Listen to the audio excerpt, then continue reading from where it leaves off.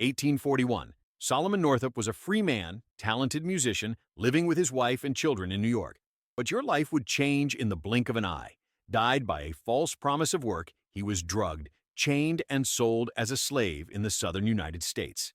Over the night, it lost everything: the family, freedom, identity. For 12 long years, he was forced to live under the whip, working on cotton and sugarcane plantations, surrounded by the brutality of the slave system. But his resistance and intelligence kept him alive until he finally managed to prove who he really was. Solomon's history not only exposes the cruelty of slavery, but also the fragile line between freedom and servitude in a divided America. Before you embark on this story of betrayal and resistance, tell me, where are you watching? This episode took place between New York and Louisiana, showing how even a free man could be dragged into the hell of slavery.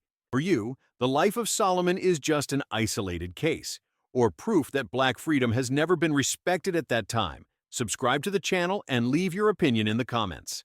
New York City in 1841 was a whirlwind of sounds and movements, where the carriages mingled with the hasty steps of passers-by and the vapor of the factories merged into the sky. Amid this vibrant chaos, Solomon Northup emerged as a unique figure, a free man living in a country where freedom was a selective privilege. Solomon, with his haughty presence and a determined look, was known to many as a talented violinist and an honest worker, but above all, as a dedicated father and a loving husband. The smell of fresh bread of bakeries mixed with the metal aroma of the train rails, creating an olfactory symphony that announced the pulsating life of New York. Solomon, with his calloused hands, touched his violin in halls and parties, every note a celebration of his freedom and talent. Music was his refuge, a portal to a world where he was respected and admired, where the sound of the strings vibrated in harmony with the beats of his heart. At home, Solomon was the pillar of the Northup family. Anne, his wife, admired his dedication and unshakable love. Together they raised their children, Elizabeth and Alonzo, in a home where music and laughter filled the spaces between the wooden walls. The Northup house, simple but full of life, was a sanctuary of peace and hope. Solomon worked hard, not only as a musician, but also in ventures that demanded strength and skill, as in the construction of channels and in the cutting of wood. He walked the streets of New York with the confidence of a man who knew his value, even in a society that often denied it to people like him. The reigning injustice in the country was a bitter reality that Solomon faced with a silent resilience, each working day proof of his determination to provide for his family and ensuring that his children had a better future. Despite the difficulties, there were moments of pure joy that made every effort worthwhile. The family nights, when Solomon played his violin and Anne sang, were moments of union that strengthened the bonds between them.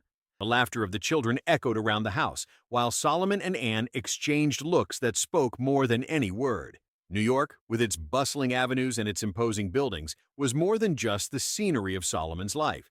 It was a symbol of his freedom, a constant reminder of what he was and what he had struggled to be.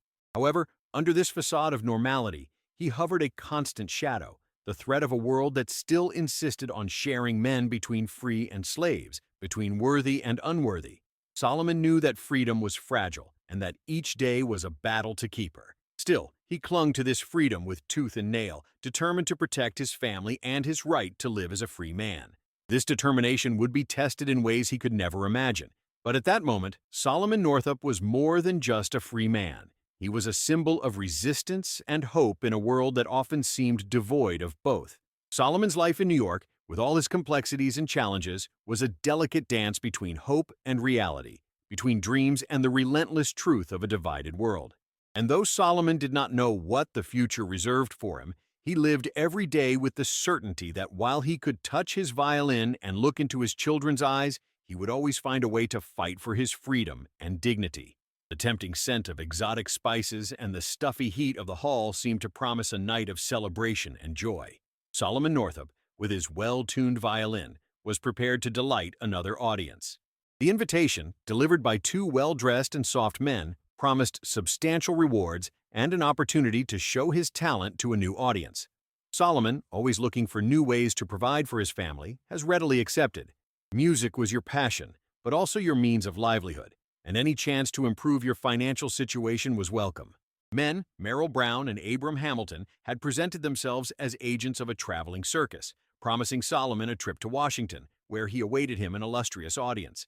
They were persuasive, engaging, and Solomon, packed with the enthusiasm of a new adventure, did not realize the shadows that hidden behind their friendly smiles. The promise of recognition, combined with the perspective of generous compensation, was sufficient to dispel any doubt that could have arisen in his mind. The trip started quietly. Solomon, packed with the rhythmic sound of the carriage wheels over the gravel, was anxious and excited about what was coming. His fellow travelers were pleasant conversations, always ready to share stories of their own adventures and achievements. Solomon, enchanted, participated in the conversations, feeling part of something larger, a journey that promised not only material gains, but also enriching experiences. As they approached Washington, the winds changed. The atmosphere became heavy, loaded with a tension that Solomon initially could not identify. The eyes of men, before affable, now seemed more calculating, and Solomon began to feel a growing restlessness inside. He still clung to hope, expecting to touch a new audience, but something at the bottom of his mind warned him, a persistent whisper that he could not ignore. The night before the alleged spectacle, Solomon was invited to share a drink with his hosts. The sweet and nauseating wine left a metallic taste in his mouth. Solomon, with his usual trust, accepted the offer without hesitation, believing it was just another way to seal the friendship that had formed during the trip. But as the night advanced, the effect of wine began to manifest. The world around him became blurry, the voices of men became distant murmurs, and Solomon felt as if he were being pulled into an abyss from which he could not escape. When he woke up, it was morning, but not the morning I expected. The sun no longer shone over New York's family avenues, nor the sound of the violin echoed through the walls of his house. Instead, he found himself chained in a strange and austere environment, his previously free hands now trapped by cold and merciless shackles.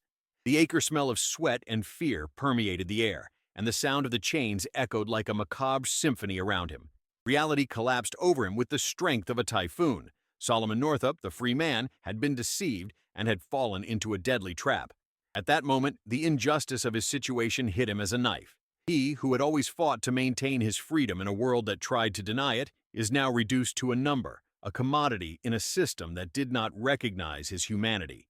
The betrayal of the men he considered friends became an open wound, and the pain of his new reality was unbearable. But even as the walls of slavery closed around him, Solomon felt a spark of resistance to light himself inside him. He knew he could not surrender, that the strength he had always guided him was still there, struggling to break free. With the image of his family recorded in his mind, Solomon Northup, still chained, swore that he would somehow find a way back to freedom and those he loved. The false promise had been made, but Solomon's determination was real and unbreakable. The sound of the currents resonated as a continuous lament, a melody of despair that involved Solomon Northup as he aroused to the brutal reality of his new existence. The cold, moist ground on which he was lying seemed to suck the heat of his body, while the poignant smell of sweat and blood hovered in the air, a constant memory of the inhumanity around him. The metallic taste of poisoned wine still persisted in his mouth, a bitter memory of betrayed trust. Solomon blinked, trying to adjust his eyes to the dimness of the surrounding environment. The wooden walls, worn out and impregnated with a story he didn't want to know, imprisoned him, not only physically, but also mentally, in a nightmare he couldn't wake up. The betrayal of Brown and Hamilton, whom he believed to be friends and allies, was a wound that throbbed in his mind, every beat of his heart echoing the pain of this devastating revelation. The injustice of his situation was overwhelming. Solomon, a man who had always valued his freedom, has now been reduced to a prisoner, chained and vulnerable. He thought of his family, Anne, Elizabeth, and Alonzo, and their image strengthened him, feeding a spark of resistance that burned inside. No matter how desperate was his situation, he knew he could not surrender to hopelessness. The hours passed slowly, every second an eternity of anguish and uncertainty. Solomon struggled to maintain sanity, trying to cling to the memories of his previous life as a castaway clings to a piece of wood in the midst of a revolted sea. He recalled the sound of the violin, the laughter of his children, the warmth of Anne's hug, fragments of a past that now seemed distant and unreachable. The noise of steps approaching brought Solomon back to the oppressive reality of his prison. The gate was opened, revealing the imposing figure of James Birch, the foreman responsible for slave trade. Birch, with his cold and discharge, was the embodiment of human cruelty and indifference. He approached Solomon, examining him as if it were a mere object, a commodity to be evaluated and marketed. Birch, with his hoarse and authoritarian voice, began to list the rules of that hell in which Solomon now lived, making it clear that any resistance would be crushed with violence. Solomon, though terrified, remained firm, refusing to give in to the fear that Birch tried to instill in him. He knew that to survive, he would need to be cunning and patient, waiting for an opportunity to escape that nightmare. But the shadow of betrayal still hovered over him, a constant memory of how his confidence was used against him. The pain of the loss of his freedom was almost unbearable, and Solomon fought the impulse of succumbing to despair. He remembered the stories he had heard of men who had been captured and sold as slaves, their lives destroyed by the greed and cruelty of others. Now he saw himself in the same position, and the injustice of his situation was an open wound that kept bleeding. After all, Solomon refused to be defeated. He knew that his freedom, though brutally torn off, was still within his reach, and could not give up until he found a way to recover it. With each breath, he strengthened himself, his determination growing with each new wave of pain and humiliation. Solomon Northup, a free man transformed into a slave, swore he would find a way back to his family and his freedom, no matter how arduous the journey was. He knew that as long as there was life, there would be hope, and that the human spirit, even chained, was indomitable. The darkness of the wagon was broken only by the thin finds of light that infiltrated the poorly adjusted tablets, creating a pattern of shadows that danced over the face of Solomon Northup. He was chained, confined as a tamed beast, being transported to a destination he could barely conceive. The sound of wooden wheels against irregular ground was a constant and oppressive melody. Each bump is a cruel reminder of brutal change in his life. North to south journey was long, and every mile Solomon felt the weight of slavery intensifying.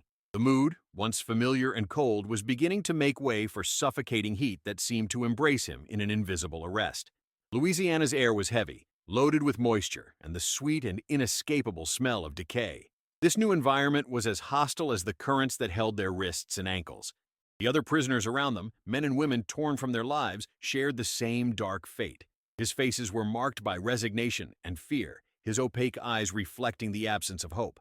Solomon, however, kept his determination, his spirit refusing to be broken. He watched everything around, storing every detail, every word captured from the guards, in a desperate attempt to find a breach, some sign that there could be a way out. The sound of the chains was a constant presence, an incessant reminder of the inhumanity of his situation. It was like a macabre song that filled the silence between the sobs and whispers of the other prisoners. Solomon wondered about his family, how they would be dealing with their unexplained absence. Anne's image, Elizabeth and Alonzo, was a lighthouse in her mind, a reason to resist and fight, even when everything seemed lost. As the wagon followed its way through the interior of the southern United States, Solomon could feel the change in the landscape. The dense forests and the fields of cultivation passed as smudges before their eyes, each new scenario a representation of the vastness of the territory in which it was now imprisoned. The corner of the birds and the sound, far from wild animals, were the only reminders that a world lived beyond the wooden walls that confined it. The guards who accompanied them were hardened men, their cold and merciless expressions. They spoke to each other in low tones, but Solomon could capture fragments of their conversations. The words market, sale, and profit were often repeated, each as a blow to their dignity. He was treated as a good, a commodity to be exchanged for money, and this reality was an almost unbearable burden. The nights were especially difficult when the darkness brought with it an oppressive stillness. Solomon was lying on the hard floor of his wagon, trying to find some comfort in the rigidity of his environment, as the cold of the night mixed with the heat of his feverish body. He focused on silent prayers, seeking strength in his faith to support another day. The arrival in Louisiana was a shock to the senses. The air was heavy and impregnated with an unknown aroma, a mixture of damp land and decaying vegetation. As the wagon stopped, Solomon could hear the distant buzz from a market, the sound of voices by mixing in a cacophony that announced the beginning of a new nightmare. He knew he was about to be exposed, evaluated, and sold as an object, and this achievement was a painful blow to his psyche. When he was taken from the wagon, Solomon found himself in front of a scene that he could never have imagined. Men and women, chained and with low eyes, were aligned as cattle, ready for buyer's inspection. Traders' eyes were cold and calculating, evaluating each prisoner as if they were simple goods. Solomon, with his haughty stance and indomitable determination, stood out even in the midst of desolation. The days that followed were a blur of horror and unworthiness. Solomon was forced to endure the humiliation of being touched and examined as an animal, his physical qualities discussed aloud as if he was not there. However, he kept his gaze firm, refusing to be reduced to that condition. In his mind, he continued to fight, seeking weakness, an opportunity to escape. Despite the darkness that surrounded him, Solomon felt a spark of hope burning inside.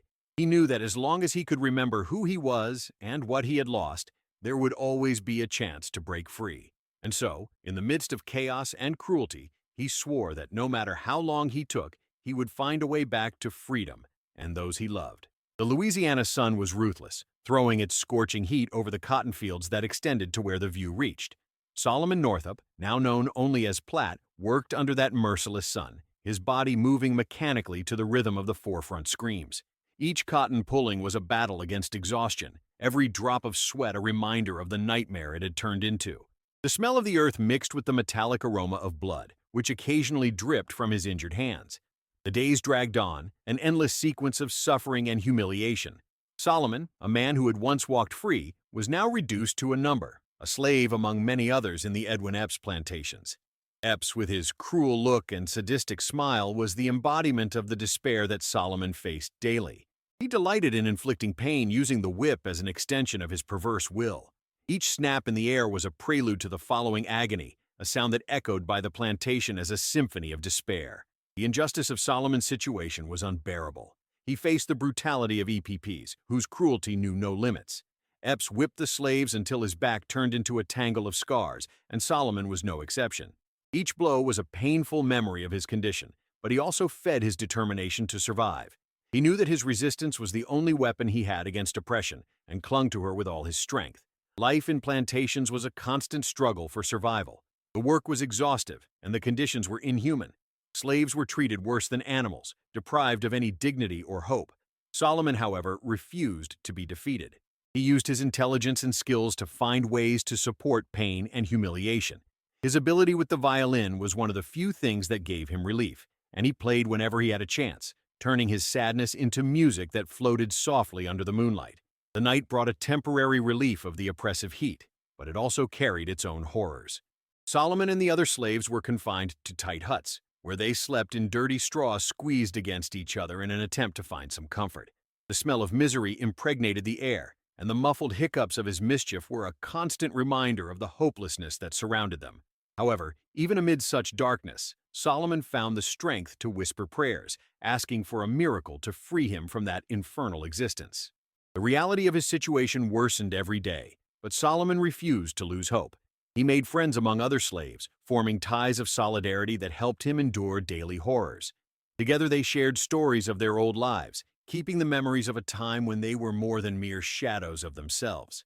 These human connections were a reminder that they were still, in essence, human beings, despite the incessant attempts of their oppressors to dehumanize them. The years passed slowly, each bringing new challenges and suffering. Solomon adapted, learning to navigate the complexities of his new life, always seeking an opportunity to escape. He knew that freedom was a distant dream, but he clung to him with fervor, using him like a headlight to guide him through darkness. The image of his family kept him firm, every thought in Anne, Elizabeth, and Alonzo feeding his determination to survive, and one day back to them. The cruelty of EPPs did not diminish, but Solomon became stronger every day, his resilience growing in response to oppression. He knew it was just a matter of time until he could find a loophole, a weakness in the system that oppressed him.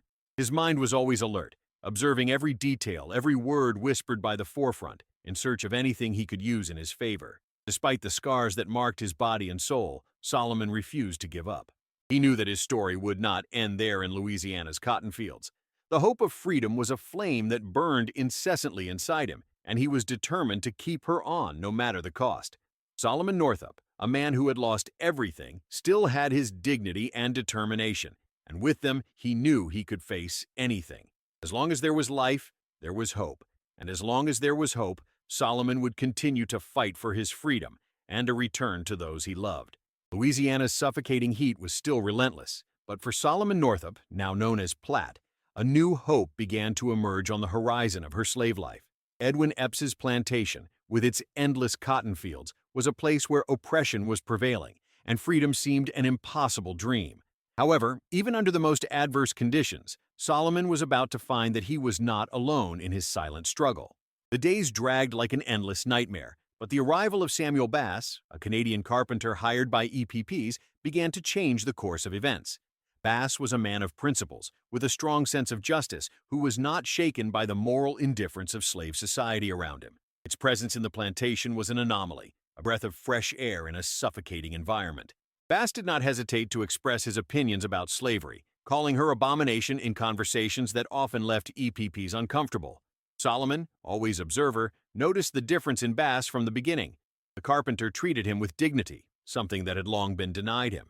In a world where slaves were seen as less than humans, Bass's goodness was a reminder that humanity still existed. Solomon longed for a chance to talk to Bass in particular, waiting patiently for a time when he could reveal his true identity without fear of immediate reprisals. The destination finally provided this opportunity on a quiet night when the moon cast its pale light on the fields. Solomon, taking advantage of a break at work, approached Bass as he prepared his tools for the next day. With a rapid heart, Solomon whispered his story to the carpenter, each word a mixture of despair and hope. He told him about his life as a free man, about the betrayal that had led him to slavery, and his family that still awaited his return.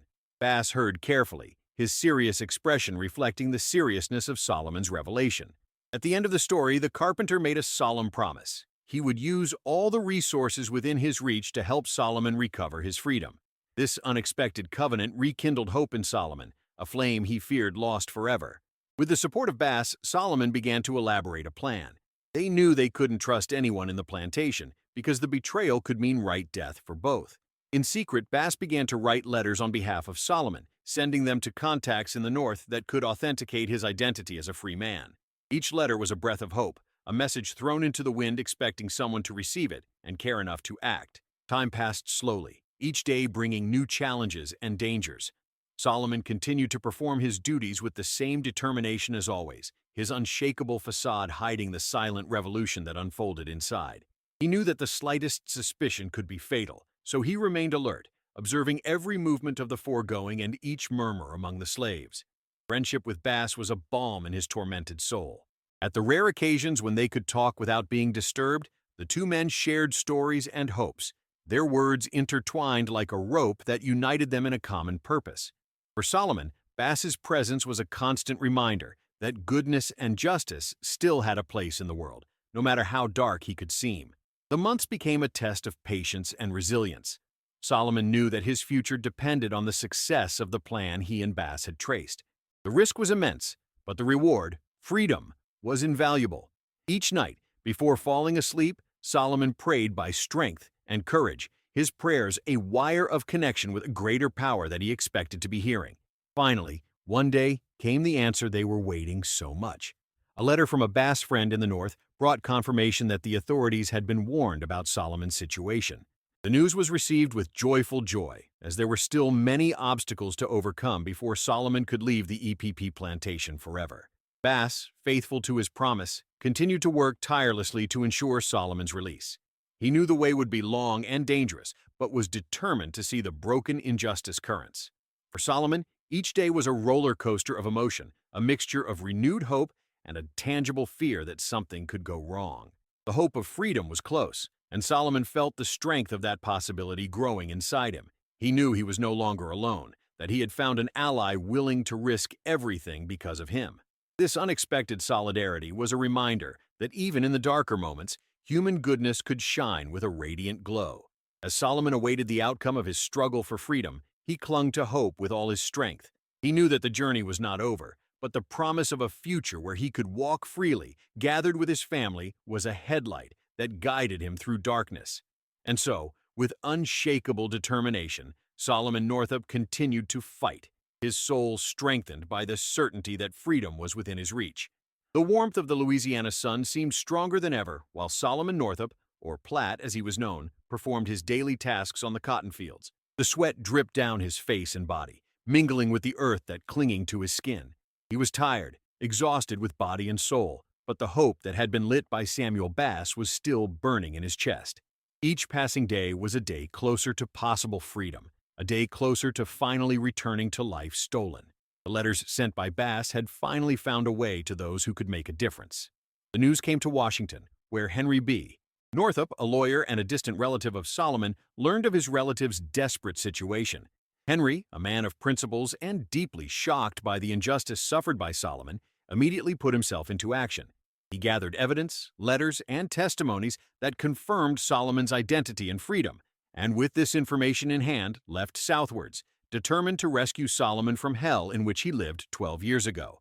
Henry's trip to Louisiana was a race against time and against the bureaucracy that could prevent Solomon's release. He knew that every lost minute could mean more suffering for Solomon, and his determination was unshakable. Arriving in Louisiana, Henry presented the documents to local authorities, demanding that Solomon be released immediately. Tension was palpable because in a system where financial interests often exceeded justice, there was always the risk that legality would be ignored. Meanwhile, in the plantation, Solomon continued to work, oblivious to the movements that occurred to his advantage. He kept his head down, focused on his tasks, but inside, his mind was constantly boiling, a mix of hope and fear of the unknown. He thought of Anne, Elizabeth, and Alonzo, wondering how they would be, if they still remembered him, if they still waited for his return. On the morning of the day her life would change forever, Solomon was called to the presence of Edwin Epps. The foreman, with his impenetrable expression, led him to the main house, where an unexpected scene awaited him.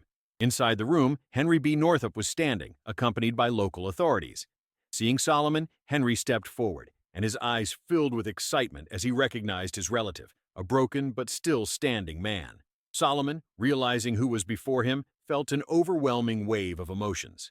He could barely believe that after so many years of suffering and hopelessness, someone had finally come to rescue him. Confirmation of his identity was a painful process, every question a memory of everything he had lost. But Solomon responded clearly, his firm voice despite the emotion he threatened to overflow. Epps, realizing that he would lose one of his properties, tried to contest the legitimacy of Solomon's liberation, but the evidence was undeniable. Henry, with his unshakable determination, presented each document, every testimony that proved Solomon's freedom. The words echoed in the room, each of them a sentence that broke the invisible currents that had kept Solomon captive for so long.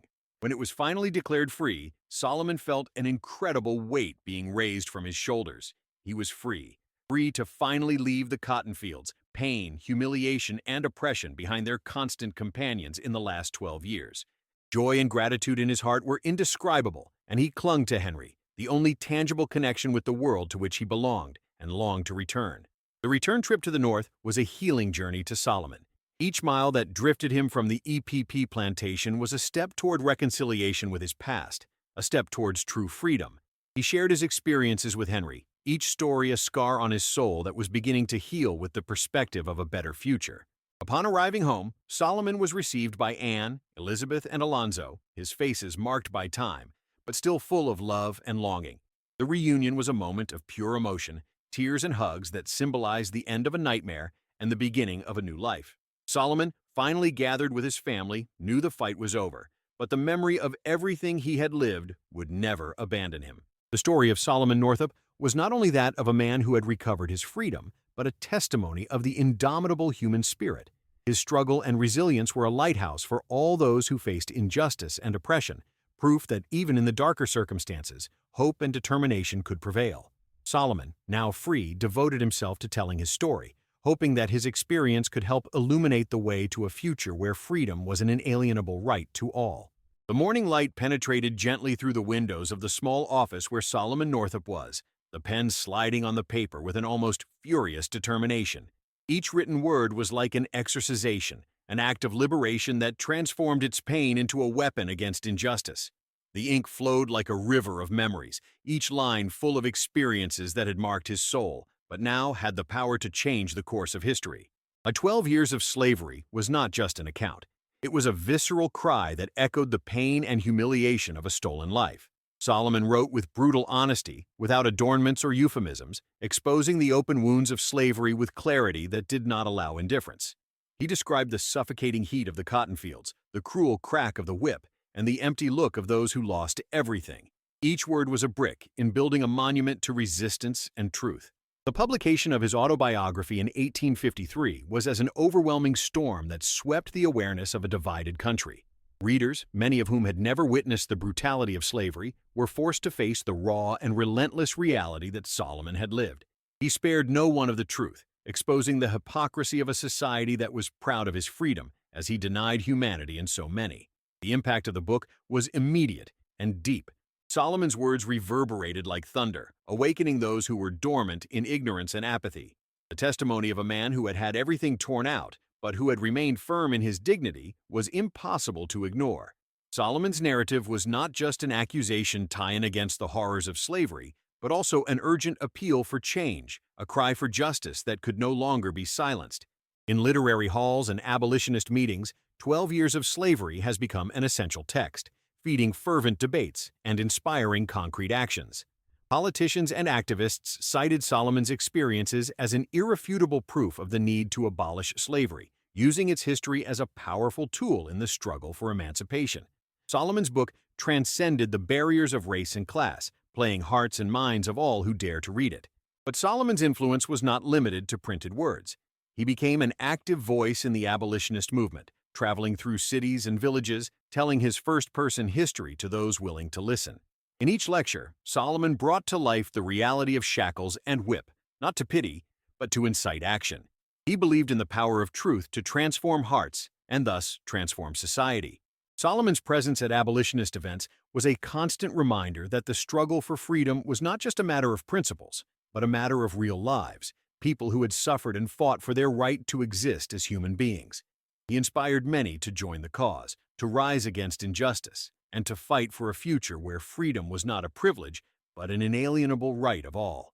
The legacy of 12 years of slavery extended far beyond his time. Solomon Northup's testimony became an indelible part of American history, a milestone in the struggle for justice and equality. His words continued to resonate through generations, inspiring new movements and reaffirming the importance of never forgetting the past. For Solomon, telling his story was not just an act of resistance, but an act of love. Love for those who were still chained, love for those who fought for freedom, and love for a future where human dignity was respected and celebrated. And so, through his courage and determination, Solomon Northup left an immortal legacy. He proved that even in the darker circumstances, the truth and justice could prevail. Like a phoenix that is reborn from the ashes, Solomon turned his pain into a symbol of hope and strength, illuminating the way to a fairer and more compassionate world. His story, written with the blood and tears of a lost and recovered life, continues to inspire and guide those who believe in the power of truth to change the world.